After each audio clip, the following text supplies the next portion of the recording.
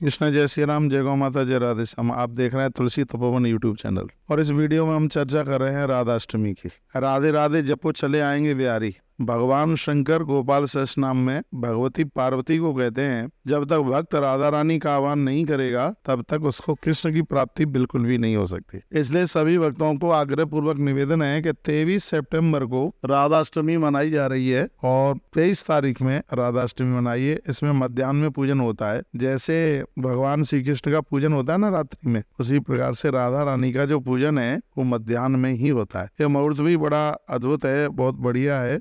ये 10:50 से मुहूर्त आरंभ हो रहा है और जो कि लगभग 1 बजे तक बहुत बढ़िया मुहूर्त है पूजा का। और इस समय में आप भगवती राधा रानी का पूजन कीजिए। एक बार फिर बोलूं, दोपहर में 10:50 से लेकर के और दोपहर बाद 1 बजे तक, ये 12:58 तक है, लगभग 1 बजे तक ही हो गया है। इस समय में बहुत बढ़िया मुहूर्त है पूजा के लिए, पूजन के लिए। इस समय में भगवती राधा रानी का पूजन कीजिए, उनका आह्वान कीजिए, उनका 56 भोग लगाइए। मध्याह्न का समय बहुत बढ़िया है। पूजा तो यूं लोग रात में भी करते हैं और लेकिन जो दोपहर का समय भगवती राधा रानी के लिए, पूजा के लिए एक बड़ा ये विशेष है। भगवती राधा रानी तो बहुत कृपालु है। नाम ही है बरसाने वाली। बरसाने वाली का मतलब है जो कृपा बरसा रही है। बिल्कुल देखो, ऊपर से मेघ तो 4 महीना चौमासे में पड़ते हैं, आषाढ़ में, सावन में, भादों में, इन दिनों में पानी गिरता है। लेकिन राधा रानी की कृपा तो 24 घंटा 365 दिन बरस रही है। जब भी आप ब्रज में आते हैं तो आप बरसाने में जाइए।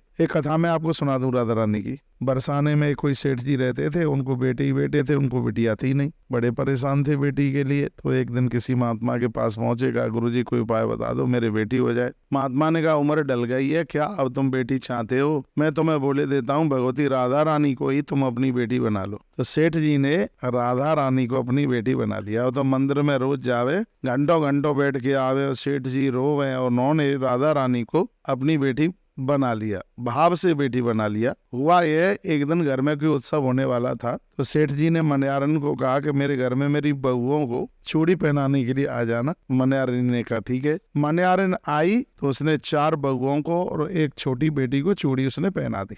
सेठ जी ने कह दिया था कि पैसा लेने के लिए मेरी दुकान पर आ जाना। तो मन्यारन दुकान पर पहुंची। उसने कहा सेठ जी, 5 जनों ने चूड़ी पहनी है, 4 बहुओं ने पहनी है और एक छोटी बच्ची ने पहनी है, इसलिए आप हमें पैसा दे दो। तो सेठ जी ने कहा तू मुझे ठगेगी? मेरे घर में 4 बहुएं हैं, बेटी तो मेरे घर में कोई है ही नहीं और तू मुझे ठग करके तू पैसा मांग रही है। तो उसने कहा कि देखो हम गरीब हैं, हम आपसे मांग करके ले लेंगे, लेकिन हम झूठ नहीं बोलेंगे। सेठ जी, हमने 4 बहुओं को और एक बेटी को चूड़ी पहनाई है। और सेठ नहीं माना और उसने 4 बहुओं के ही पैसे दिए और एक बेटी के पैसे उसने नहीं दिए। बेचारी वो तो रोती हुई चली गई। हुआ यह कि रात के समय में भगवती राधा रानी सेठ जी के पास प्रकट हो गई और बोली पिताजी, मुझे बेटी बना करके और मुझे धुतकार दिया उस मन्यारन को, मेरे पैसे तुमने नहीं दिए, तो तुमने मुझे काय के लिए बेटी बनाया? ओ इतना कहा, सेठ की आंख में धड़ धड़ आंसू गिरे, चरणों में गिर पड़ा। और ऐसा बताते हैं भगवती राधा रानी ने उसके ऊपर ऐसी कृपा करी, उसको अपना निज धाम दिया, निज लोक दिया। जो कृष्ण की कृपा चाहते हैं वो भगवती राधा रानी को जरूर वंदन करें, पूजन करें। राधा कृपा कटाक्ष स्तोत्र का आप पाठ करें। हो सके तो बरसाने में लाडली जी के दर्शन करें, मैया का वंदन करें, पूजन करें। भगवती राधा रानी जिसके ऊपर कृपा कर दे तो गोविंद को मिलने में बिल्कुल देर नहीं लगती। राधे राधे जपो चले आएंगे बिहारी। राधे राधे जपो चले आएंगे बिहारी। आप सभी को राधाष्टमी की बहुत बहुत मंगलमय बधाई और शुभकामनाएं। हम भी राधा रानी की पूजा करेंगे, आप भी उनको वंदन पूजन कीजिए। जय श्री कृष्ण, जय श्री राम, जय गौ माता, जय राधे श्याम।